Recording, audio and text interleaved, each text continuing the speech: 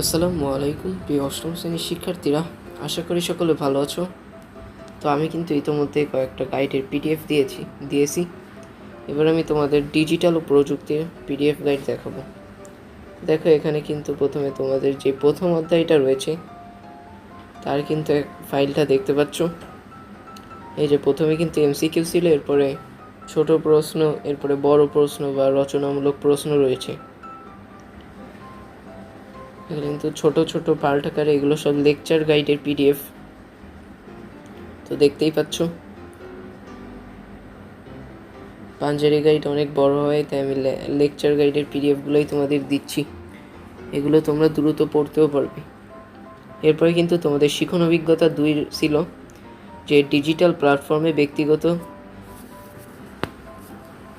কি ছিল যেন এটা ঝুঁকি। এটা কিন্তু তোমাদের চ্যাপ্টার 3 দেখতে পাচ্ছ। তোমরা কিন্তু এই পিডিএফগুলো নামাতে পারবে। আমি আমার ভিডিওর নিচে ডেসক্রিপশন বক্সে ভিডিওগুলোর পিডিএফের লিঙ্ক দিয়ে রেখেছি।